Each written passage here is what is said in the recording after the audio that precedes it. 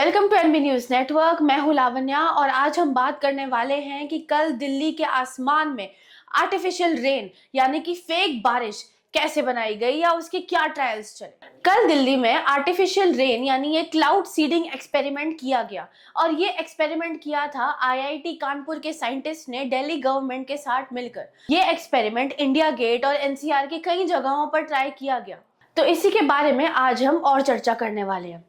तो हम सब जानते ही हैं कि हर साल दिल्ली में अक्टूबर नवंबर के टाइम पर एयर पोल्यूशन फुल लेवल पे बढ़ चुका होता है। AQI लेवल्स बहुत ज़्यादा हाई होते हैं। ये हाई होते हैं क्योंकि दिवाली पे क्रैकर्स बर्स्ट हो रहे हैं, ऊपर से कार्स एंड बाइक्स का पोल्यूशन, ऊपर से ऑलरेडी दिल्ली एक पोल्यूटेड सिटी है, तो ऑलरेडी पोल्यूशन में बहुत ज़्यादा पोल्यूशन ऐड हो जाता है। ऊपर से विंटर सीजन आ जाता है यानी कि बहुत ज़्यादा क्लाउडी, बहुत ज़्यादा पोल्यूटेड। तो इसी पोल्यूशन को हटाने के लिए दिल्ली गवर्नमेंट ने ये सोचा कि क्यों ना एक आर्टिफिशियल बारिश करी जाए, कुछ साइंस के तौर तरीके यूज करके कुछ ऐसा किया जाए जिससे बारिश आ जाए और वो जो पोल्यूटेंट्स है वो गिर जाए, यानी कि एयर क्वालिटी इंडेक्स ठीक हो जाए, आसमान हमारा साफ हो जाए। बेसिकली जो बारिश के ड्रॉप्स होते हैं वो पार्टिकल्स को हवा में से साफ कर देते हैं और पोल्यूटेंट्स जो होते हैं उनको वो नीचे ग्राउंड की तरफ भेज देते हैं। और इसी आइडिया से 3.21 करोड़ रुपीस का प्रोजेक्ट अप्रूव हुआ। इस प्रोजेक्ट के टोटल 5 ट्रायल्स करे गए। हर ट्रायल में 64 लाख रुपीस यूज करे गए, यानी कि बहुत ज्यादा इन्वेस्टमेंट लगी है इस प्रोजेक्ट में। 28 अक्टूबर 2025 को 2 फ्लाइट्स लॉन्च की गई। एक फ्लाइट 1:30 बजे की और एक 3:30 से 4:15 के बीच में। छोटे एयरक्राफ्ट जैसे सेस्ना प्लेन्स ने आसमान के बादलों पर silver iodide and sodium chloride release किया ताकि उससे पानी की ड्रॉपलेट्स बन सके और बारिश शुरू हो सके। लेकिन अनफॉर्चुनेटली रिजल्ट ये हुआ कि बारिश नहीं हुई। इसका रीजन ये नहीं था कि एक्सपेरिमेंट का आइडिया बुरा था। रीजन ये था कि बेसिकली 20% मॉइस्चर क्लाउड्स में अवेलेबल था, जबकि बारिश लाने के लिए या इस एक्सपेरिमेंट को सक्सेसफुल बनाने के लिए मिनिमम 50% मॉइस्चर ऑलरेडी क्लाउड्स में अवेलेबल होना चाहिए।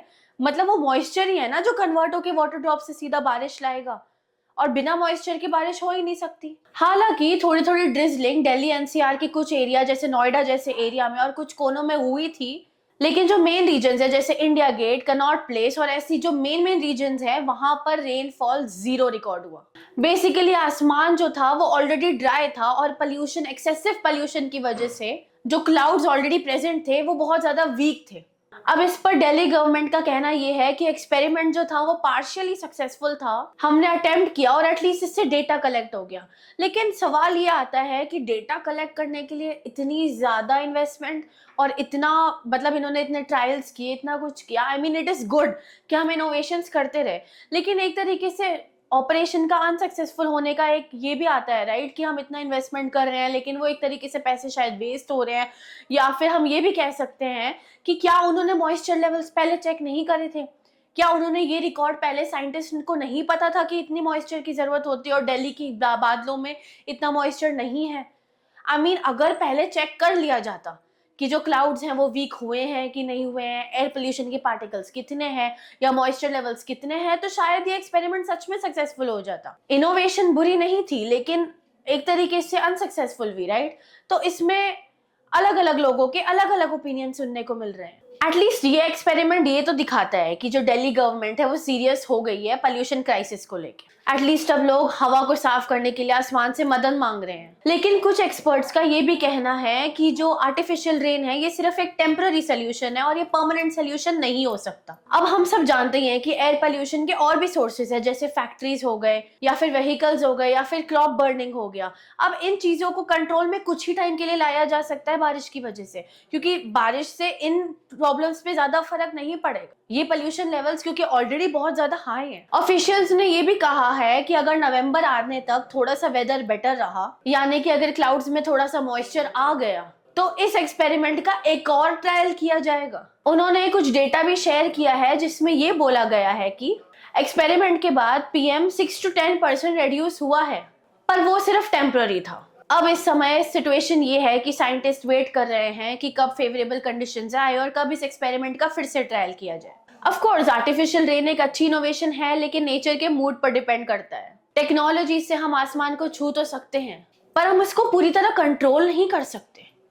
तो ये टेम्पररी सोल्यूशन के लिए ठीक है, परमानेंट सोल्यूशन क्या हो सकता है? अब जब तक जमीन से पॉल्यूशन के सोर्सेज रुकते नहीं है तब तक तो वैसे भी कोई चीजें ठीक नहीं होंगी। लेकिन इसके अलावा भी, पॉल्यूशन फैक्टर के अलावा भी कोई तो और तरीका, परमानेंट सोल्यूशन सोचना चाहिए हमारी सरकार को, जिससे एक्चुअली पॉल्यूशन लेवल्स परमानेंटली या काफी हद तक कंट्रोल में आ सके।